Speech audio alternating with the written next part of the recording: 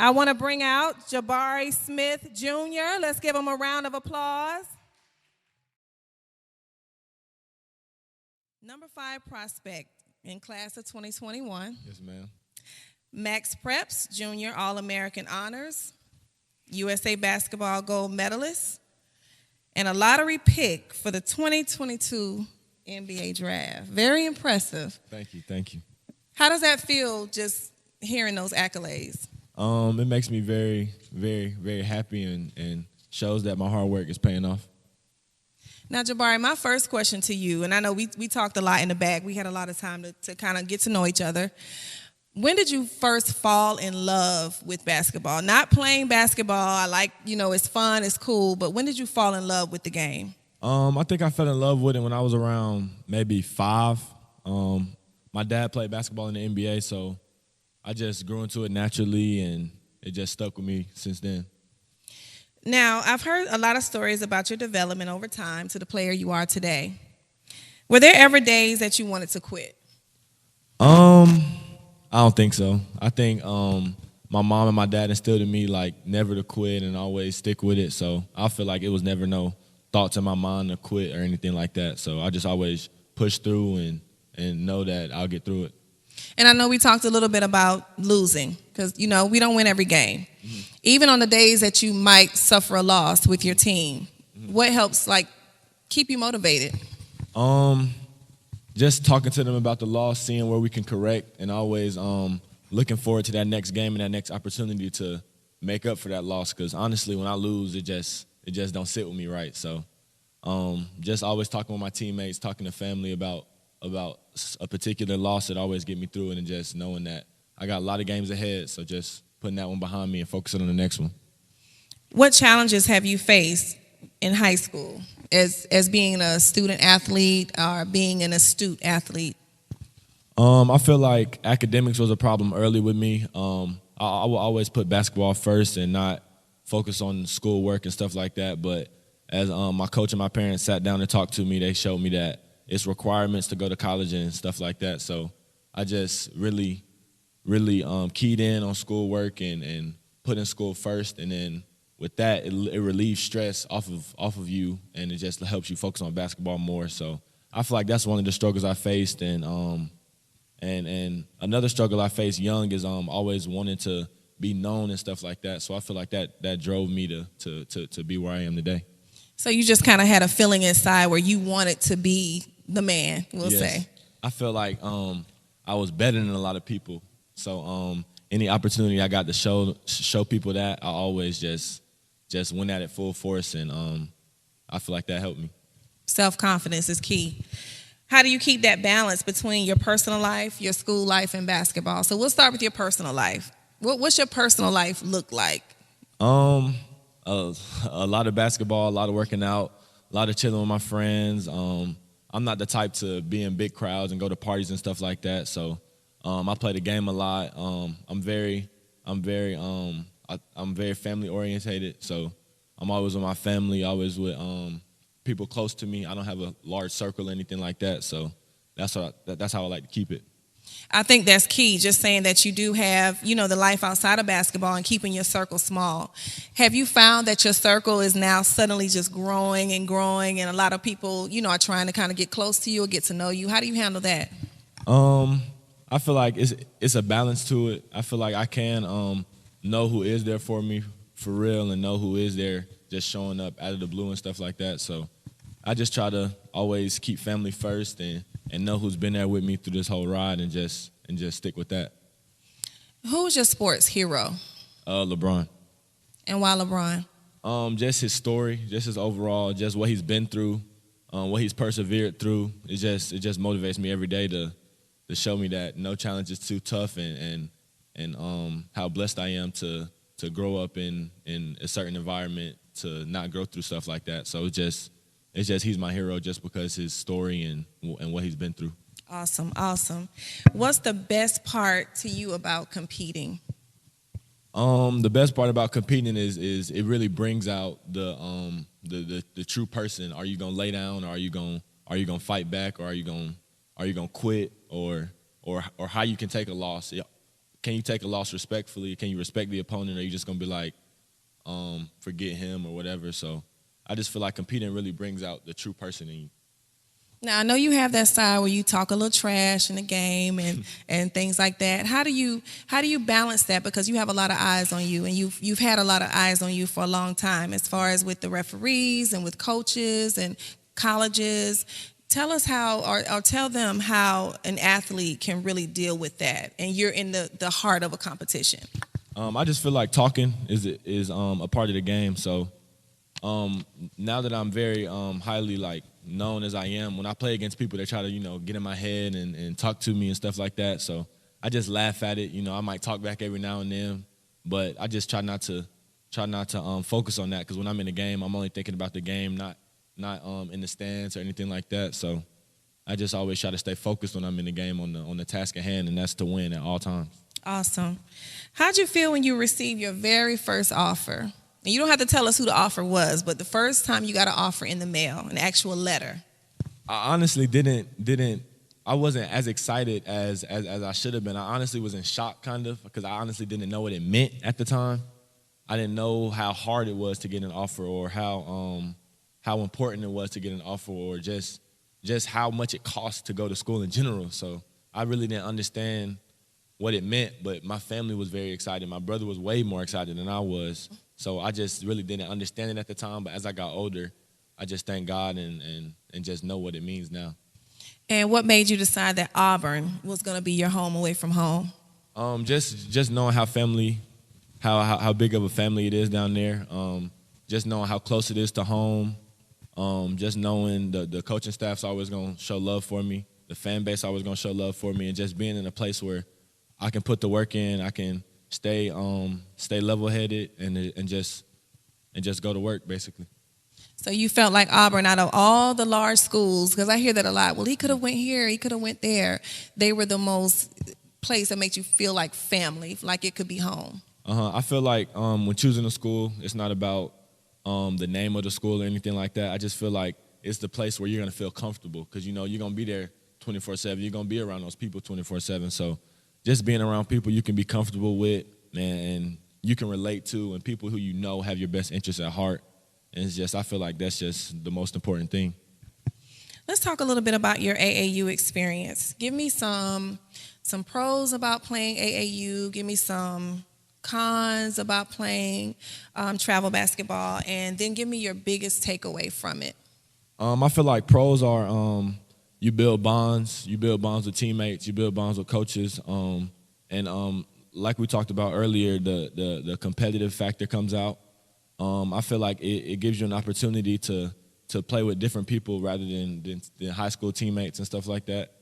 So it's also fun to travel and stuff like that. Like I said, be with friends and just be a kid. You know what I mean? So I feel like that's a pro. And I feel like a con is sometimes in AAU it's not all about playing basketball and playing with your team. Sometimes it gets away from that and can go into like trying to be the guy all the time and stuff like that. So I feel like it's good for AAU programs to instill to play the right way and always remember that basketball is played as a team sport. So I feel like that's a con sometimes. And what was the other question that your biggest takeaway from playing AAU basketball? Biggest takeaway, I would say just I thank my coaches and everybody who's coached me up to this point for just not treating me as a kid or not treating me as like a child or anything like that. Always being on me hard, never being satisfied, and always just pushing me to be great, basically.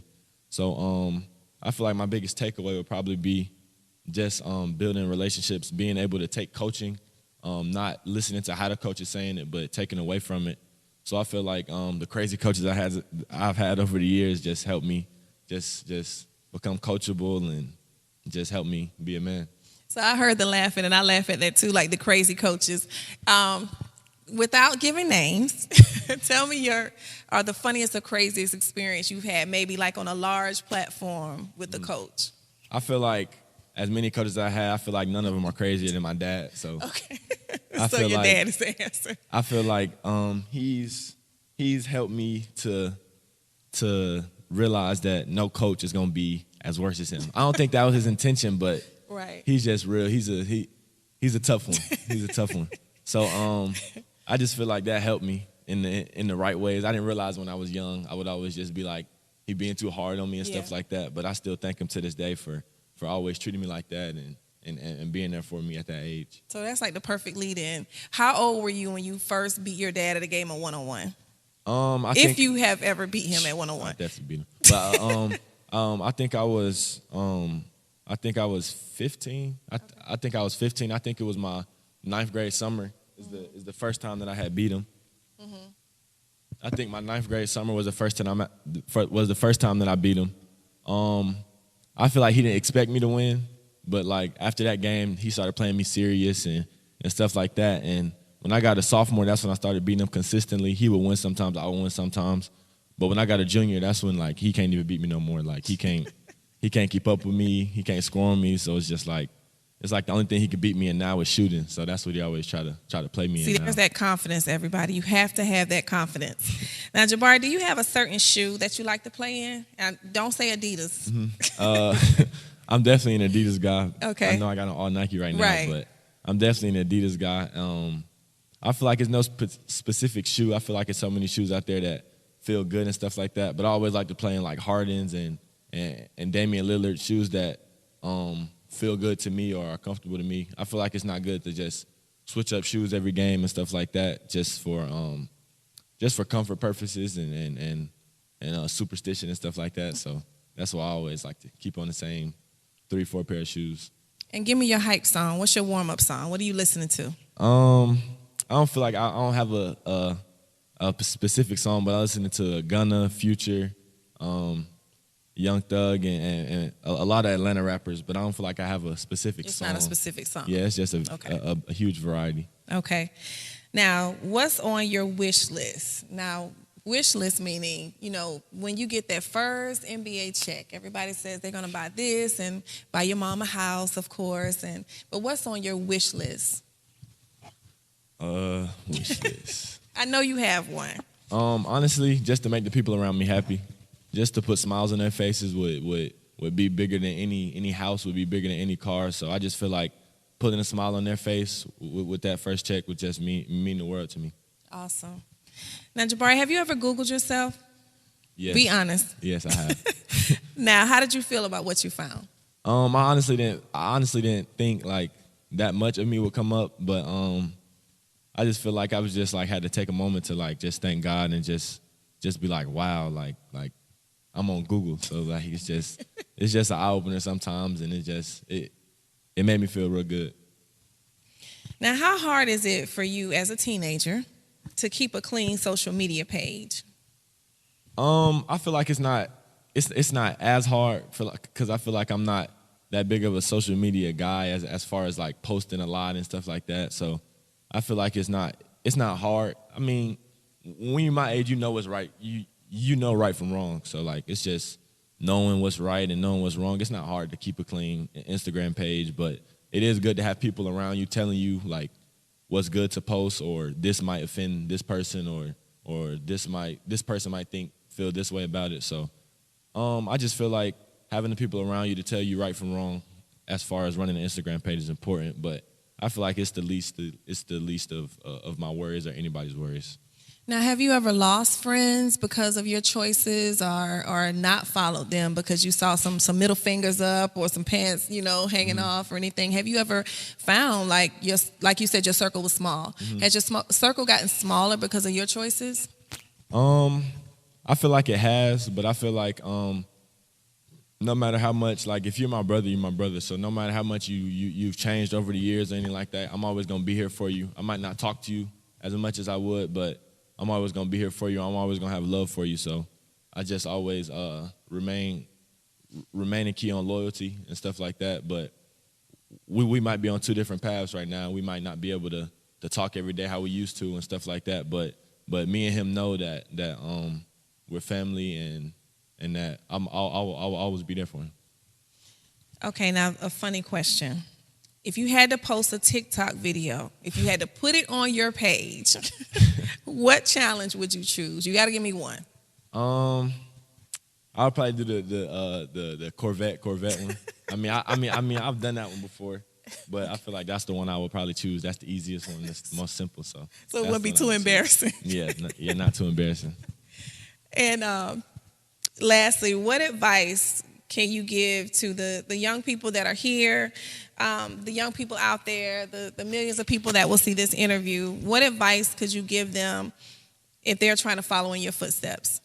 I would say always just enjoy being a kid. Always enjoy being around your parents a lot. Always enjoy being around family. And always just enjoy the process, because as you get older, you're going to realize how fun it was to be a kid and how fun it was to just not necessarily have fun, but just, like I said, be a kid. So as you grow up and as you get older, always remain humble and always know that no dream is too big and no dream is too large, that you can accomplish anything through Christ and through faith. So so the biggest message I would say is just, y'all probably hear this a lot, is just like follow your dreams, and no goal is too tough, no challenge is too tough. So just always push forward and always set goals and always just follow your dreams, basically, because I feel like I wouldn't be here today if I didn't think big and I didn't imagine myself being where I am today. So I would just say follow your dreams and remain humble. Awesome. I want to open up to the audience for some questions. If anyone has questions for Jabari, he's ready to answer them. Don't be shy. If you want to know anything about his schedule, his regimen, anything that will help you be a better athlete, I think I have one question. You stand up for me and tell me your name and your age. I'm 10 years old. What kind of breakfast on game day you eat? What kind of breakfast do you eat on game day, Jabari? I would probably eat eggs and bacon, and I try not to eat like a lot of bread, because I feel like bread slows you down. So I try to eat like eggs, bacon, oatmeal, some fruit, and on game day I try to drink nothing but water. So that's probably what I would eat on game day. Okay. Any other questions from the audience? Okay. You don't have to say your name. No, I don't. From the age of 10 on up to where you're at now, about how many hours per week would you say you practice basketball? As many ever as until I felt satisfied. So it'll probably be a lot. So it'll probably be, I would probably work out maybe 5 times a week, but three of those days out of the 5 times a week, I will work out twice. So it'll be like the 3 days I'll work out in the morning and after school. Of course, this is during the summer when school's not in. So I will work out in the morning, and then I'll work out at night, whether that's lifting or whatever it is. So I would say I work out 5 times a week, and those 2 days are just for me to just be a kid and just rest, always taking care of your legs and knowing that it's a lot of miles to go on those legs and always taking care of them. So I would say I'll work out 5 times a week. I don't have a specific number of hours, but it'll probably just be 5 times a week. Okay, we have another question. Was there ever a time where you struggled with confidence, maybe in the beginning of high school, or you had a lot of people around you who saw how big you were going to be and they tried to take that from you, and how did you handle that? I feel like I was big at a young age. I feel like sometimes I did struggle with the eyes always on me. I'm 11 years old, real tall, so as I got older, I realized that it's a blessing from God, and not everybody is tall. So I just always try to look at the bright side of it and not necessarily look at I'm tall, I wish I was shorter or something like that. I just feel like height is you can go somewhere with height, not necessarily just in sports, but just in life in general. And it's how God made you. So you can't look at it differently or anything. But as I got to high school, I feel like my confidence was high, but I feel like I was humble real quick when I got to high school, seniors, and people older than me and playing against people my age who were honestly at that age were better than me. So I feel like it was a good eye opener. But I feel like my confidence didn't change a lot. I always thought I was the best, and but at the same time remaining humble, respecting my opponent, and I just feel like no matter who you are, just be thankful for what you have and thankful for who you are. Any other questions? Okay. Your name and age, sir?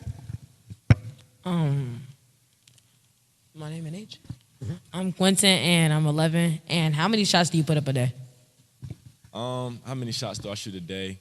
I would say usually when I'm in the gym, I try to shoot maybe about around like 600, maybe like 650. So out of those 650, I would probably make like maybe make like 500. That's including like mid range, 3-pointers, free throws. So I kind of like added up all into that. So I mean it's a lot, but if you really like are dedicated to it and put the time in to do it, you can get it done. Okay, a question over here, question in the front. And then we'll have 2 more questions after this. And you don't have to state your name, your age, sir.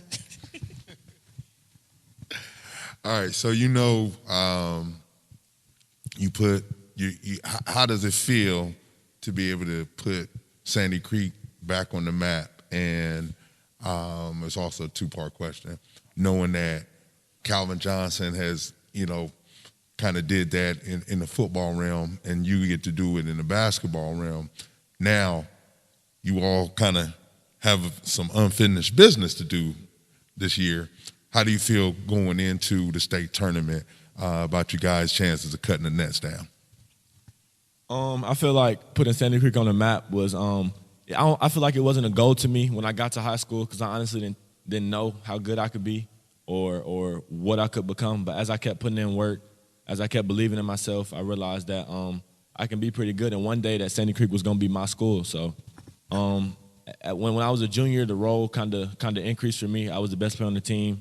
So my goal was always just to put them on the map, seeing those big tournaments that everybody was playing in Georgia, just wanting to be in those tournaments. So I feel like my junior year, we opened a lot of eyes, showing what we can do and showing that we're not just a random 3A program in Tyrone, Georgia. So me just opening everybody's eyes. In my senior year, we played in some of the biggest tournaments in the state and the country. So I feel like my goal since my junior year was to put them on the map and to overall instill my name in Sandy Creek High School. And the second question you asked was about the state tournament. I feel like our chances of winning the state championship are very high. I feel like that's been our goal since the beginning of the season. I feel like our team is very selfless. We don't care about stats. We don't care about numbers and stuff like that. We always focus on staying together, staying as a family. And I feel like this year, I think this is the year that we will win the state championship. My freshman year, we went to the Final Four. Sophomore year, we went to the Final Four. Junior year, we went to the Elite Eight. And I feel like the experience I've had, the man I've become, and the people I have around me, the support I have, I feel like this is the year that we'll get it done. Okay, I have one last question. Yes, sir. Your age? 9. Did you play any sports when you were growing up? Any other sports? I actually played football when I was growing up. A lot of people don't know this, but when I was younger, I actually liked football more than basketball. When I was around maybe 4th and 5th grade, I want to say like 3rd, 4th, and 5th grade when I was like playing like recreation football. I actually liked football more than basketball. But as I grew older and grew up, I always had love for basketball, don't get me wrong. I always loved basketball, but I always loved football too. But I just feel like football wasn't my calling, so I played football all the way up to 8th grade. I played football in 7th and 8th grade at Flat Rock. And then when I got to 9th grade, I just realized that basketball is my sport, so I just stopped playing it. And I played football when I was younger too. Okay, any more? I'll take one last question. Yes.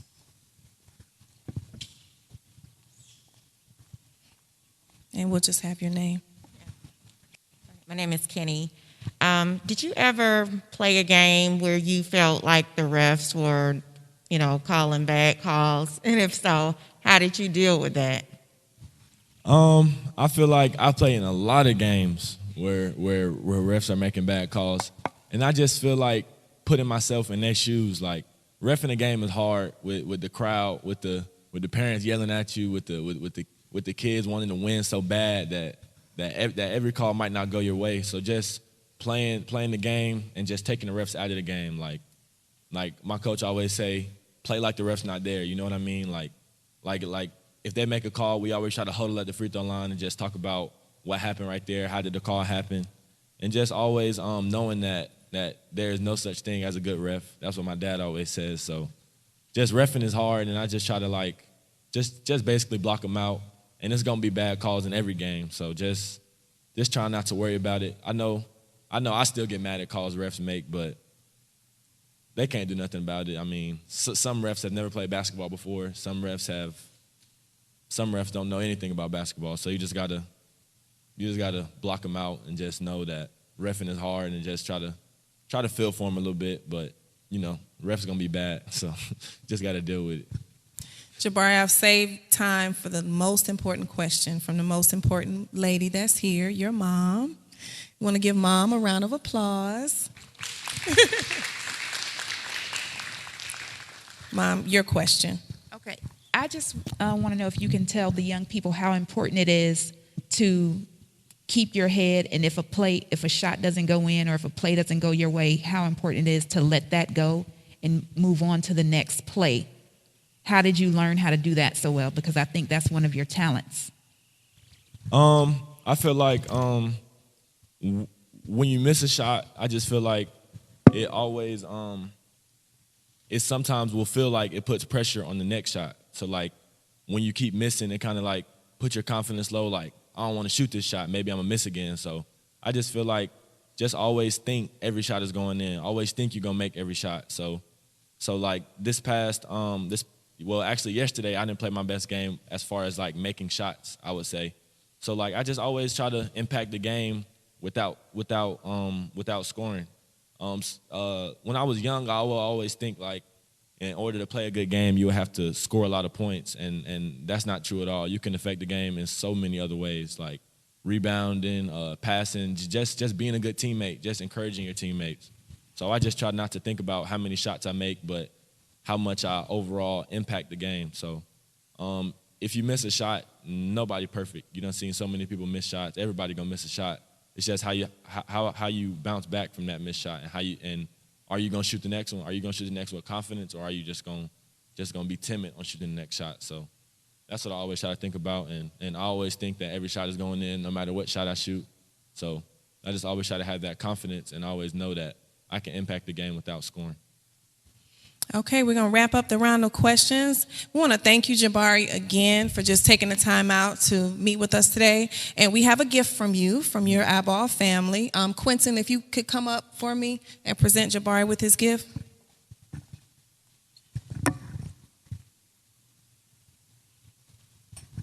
And this is just a little something to take on your journey to Auburn. Thank you.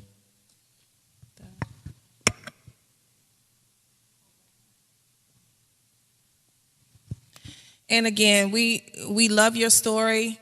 We loved your development, and we love where you're going. We love that you're the most humble guy, and just speaking with you, very mature for your age, and I know you're going huge places. And I want to stress, he's a communication major, so education is important. He's not just going to play basketball. He's going to a university. He's going to learn, and he's going to earn his degree, and he's going far.